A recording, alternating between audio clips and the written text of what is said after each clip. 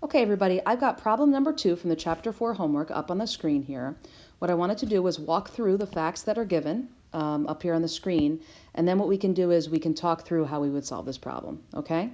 So the first thing we want to note is that up here we're given these starting facts, and we're given various account titles: owner's capital, owner's drawings, service revenue, salaries and wage expense, and supplies expense, okay? Now, these are the starting balances. So I'm going to call this A for starting balances. And then we're asked to do the closing entries, and I'm going to refer to that as B. So we've got 2 steps here that we need to focus on. So let's start out with step A first. What this requires us to do is think through where would the starting balances sit? Would it be a debit balance or a credit balance? So the kind of question here is, what's the normal balance for these various accounts?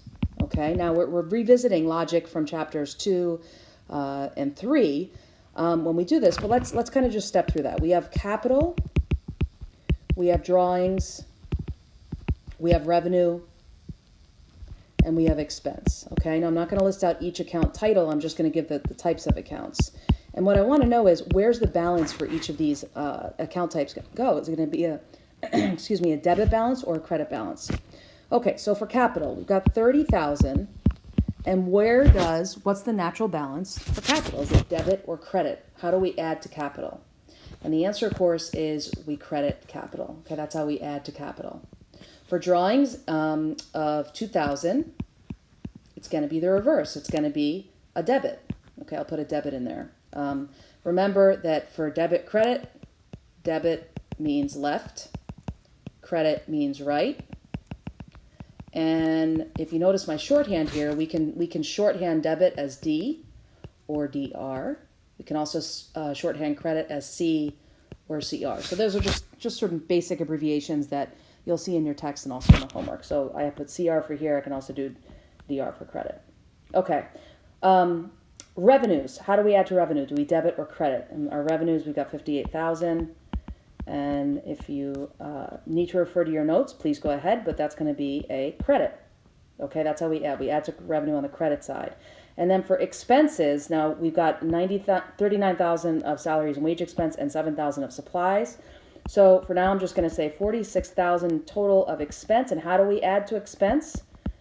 We debit. So these are what are called the normal balances. Okay, so this is where we're going to input our initial balances. Okay, so now I've got my balances entered, and if you notice, I chose the word balance, and I chose the appropriate debit or credit entry. Okay, so my expenses are debits, my revenue is a credit, my drawings is a debit, and my owner's capital starting balance is a credit. Okay, so this is really, this is chapter 2 logic, okay, in terms of whether or not an account type is a debit or credit, okay, the rules that we just stepped through earlier. So now I want to move through and I want to do the closing entries, okay? So let's take a look at that next. So I'm going to close, let's do these in order that they're listed. Close the revenue accounts. Okay, well, I only have one revenue account, and that's over here, right here. So what I want to do here is I want to put the number 1 into this drop-down box.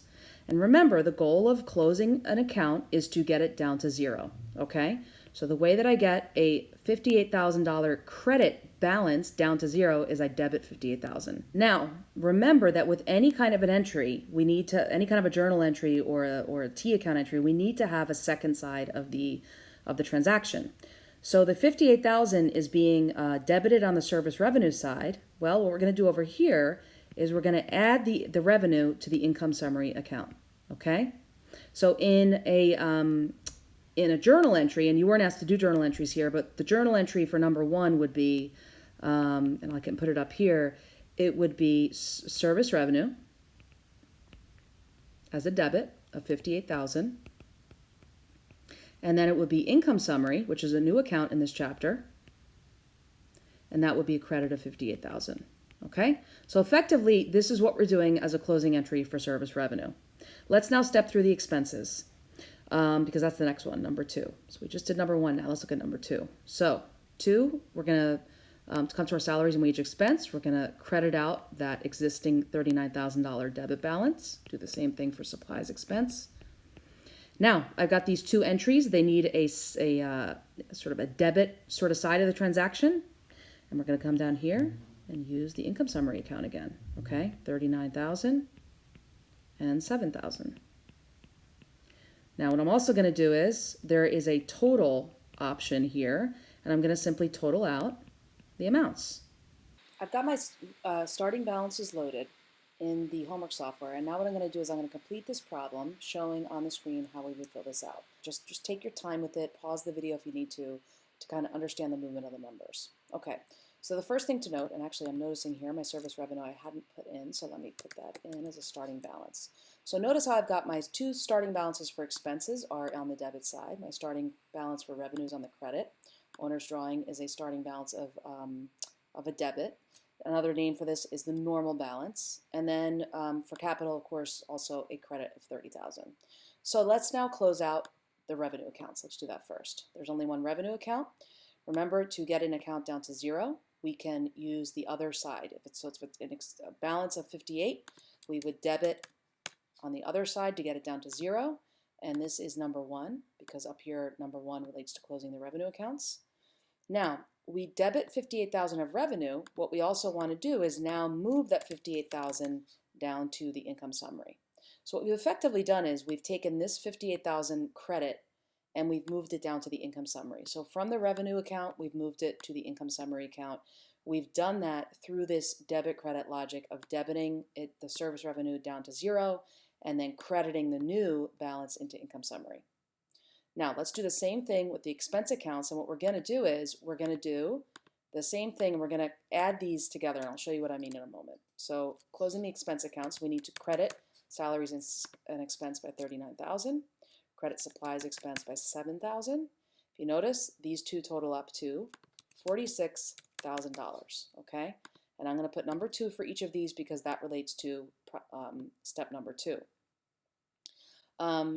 Okay. By the way, we would typically have a date. Instead of 1, 2, 3, and 4, we would have the date, and it would typically be the end of the month. For purposes of this problem, we're going to use this 1, 2, 3, and 4 simply to help us to track it. All right, now we're in this income summary account. So I'm going to jump down here, and the question now is, what is my net income? And if you notice, I have the information I need to understand my net income. I've got revenue of 58,000. Expense of 46,000, that means I have net income of $12,000. So here's how we're going to book the net income. We're going to come over here to the debit side of the income summary, and I'm going to add the net income in here. This gives me a total amount of $58,000 on both sides of the income summary account. Okay? So I'm going to just note that as step 1. But where do we put the credit side of this initial $12,000 booking of net income?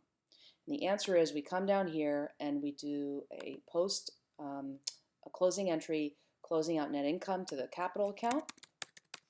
And here is where we have the net income being closed out to the capital account.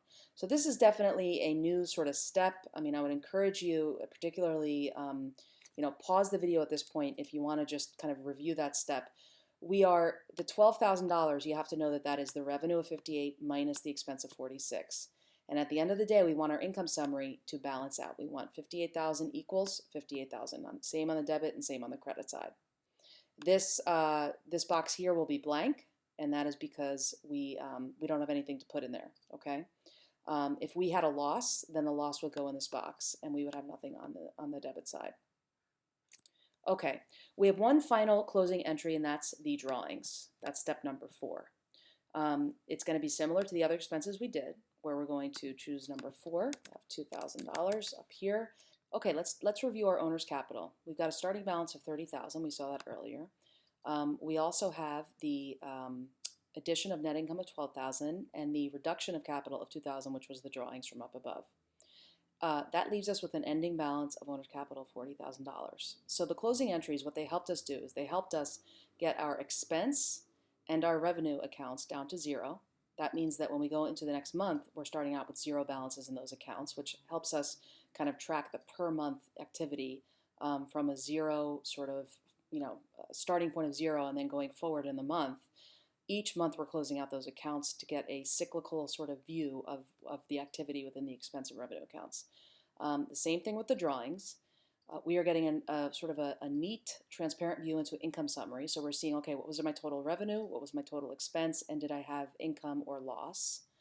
And then we're closing out that income or loss into the capital account, and we're getting down to a final ending balance for capital. So this is all to facilitate a clean, neat, transparent closing out of the various accounts and ending point of capital, so that our owner knows exactly how much money has gone up or down in their capital, which is their own value within the company. And that we can then, of course, present this information on the income statement, the statement of owner's equity, and also the balance sheet. So this is a good problem to do before we attempt that third problem, and we'll walk through that together as a class on Monday.